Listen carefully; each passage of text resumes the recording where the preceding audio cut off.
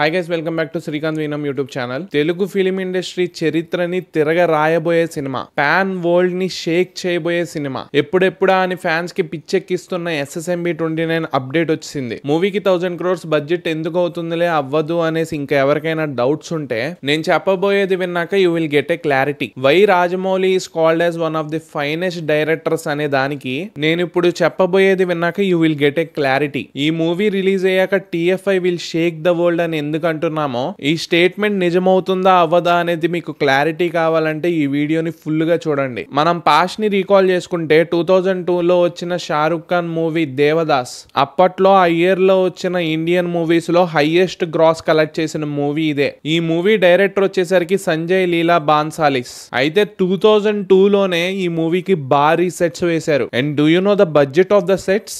అప్పట్లోనే they spent nearly 45 crores for that sets. Prem Ratan Dhan Payo 2015లో వచ్చింది ఈ మూవీ.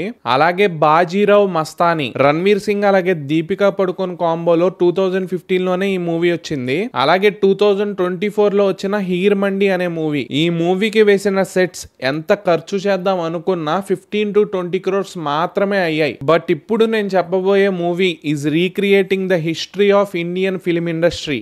ఓల్డ్ ఏన్షియంట్ వారణాసి ఉంటుంది కదా, అంటే మనకు ఇప్పుడు వారణాసి ఎలా అయితే ఉందో దాని యొక్క ఏన్షియంట్ లుక్ ని రీక్రియేట్ చేద్దాం అనేసి రాజమౌళి గారు అనుకుంటున్నారు. అండ్ వీటి యొక్క సెట్స్ వేయడానికి ఆయన చాలా పెద్ద అమౌంట్ ని ఇన్వెస్ట్ చేయాల్సి వస్తుంది.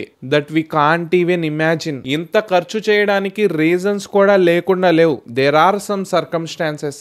అదేంటి ఇంత ఖర్చు అవుతున్నప్పుడు, ఇంత భారీ బడ్జెట్ అవుతున్నప్పుడు ఆ ఒరిజినల్ వారణాసిలోనే ఆ సెట్స్ లోనే ప్లాన్ చేయొచ్చు కదా షూటింగ్ అని మీరు అనుకోవచ్చు. బట్ మనకి తెలుసు రివర్ బ్యాంక్స్ లో క్రౌడ్ ఎలా ఉంటుందో. అండ్ అక్కడ పోలీస్ వాళ్ళ పర్మిషన్ తీసుకోవాలి. అండ్ అందరికీ తెలిసిన విషయమే ఇది.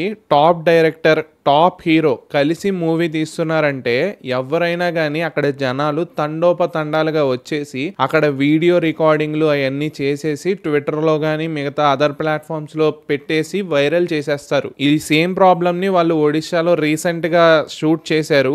ఆ టైంలో కూడా సేమ్ జరిగింది. అండ్ ఈ విషయంలో మెయిన్ సీన్స్ అన్నిటిని ట్విట్టర్ లో లీక్ చేశారు. అండ్ ఈ ఛాలెంజెస్ అన్ని మైండ్ లో పెట్టుకుని అండ్ రీసెంట్ గా స్టాంపేడ్స్ అనేవి చాలా జరుగుతున్నాయి. సో రాజమౌళి గారు ఫైనల్ గా సెట్స్ ని ఎస్టాబ్లిష్ చేసేద్దాం అనేసి ఫైనల్ డెసిషన్ కి వచ్చేసారు. అండ్ ఆ సెట్స్ కి ఆథెంటిక్ లుక్ రావడం కోసం iconic ghats, temples, river fronts అన్నీ వచ్చేలాగా ప్లాన్ చేస్తున్నారు. And we all know SSMB 29 is the highest budget film ever. అంటే దగ్గర 1000 crores కి పైగానే ఈ మూవీకి పెడుతున్నారు. అండ్ ఈ మూవీని లార్డ్ హనుమాన్ యొక్క మైథలాజికల్ ఇన్సైట్స్ ని బేస్ చేసుకుని, అలాగే ద్రోణగిరిలో వెతికిన హీలింగ్ హర్బ్స్ గురించి కూడా ఈ మూవీలో ఉండబోతుందంట.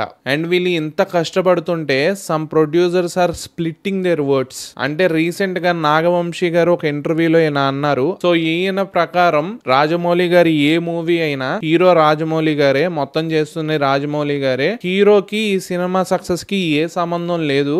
It's a Rajamouli film, hero Rajamouli అనేసి ఈ పర్సన్ అంటున్నారు. ఇది ఎంతవరకు కరెక్ట్ మచ్చా? అంటే మనకి ప్రభాస్ అన్న స్టార్డమ్ తెలుసు. బాహుబలి నుంచి హీజ్ హియర్ అన్నమాట. కల్కికి కూడా సక్సెస్ లేదు అంటే ప్రభాస్ అన్న మూవీస్ అయినా కానీ పెద్ద డైరెక్టర్స్ తో తీస్తే మొత్తం క్రెడిట్స్ అన్ని పెద్ద డైరెక్టర్స్ కే వెళ్ళాలి, ప్రభాస్ అన్నకి ఒక్క క్రెడిట్ కూడా లేదు అంటే ఆ మనిషి ఎంత కష్టపడ్డాడంటే TFI ని ఇక్కడ తీసుకొచ్చి పెట్టాడు బాహుబలితో. నేను కాదంట్లా, రాజమౌళి గారిది ఉంది మొత్తం. రాజమౌళి గారి కష్టం ఉంది, టెక్నీషియన్స్ కష్టం ఉంది, అందరి కష్టమే ఉంది. బట్ ఒక మూవీని సక్సెస్ చేయాలంటే డైరెక్టర్ ఎంత ఇంపార్టెంటో హీరో కూడా అంతే ఇంపార్టెంట్. ఒక పెద్ద స్టార్ మీద, ఒక ప్రభాస్ అనే మంచి మనిషి మీద మీరు అలాగా ఓట్స్ అనేవి స్ప్లిట్ చేయకూడదు కదా. So that's it guys. ఇంకెవరైనా సబ్స్క్రైబ్ చేసుకోకపోతే మేక్ షూర్ టు సబ్స్క్రైబ్. ఉంటా, బై.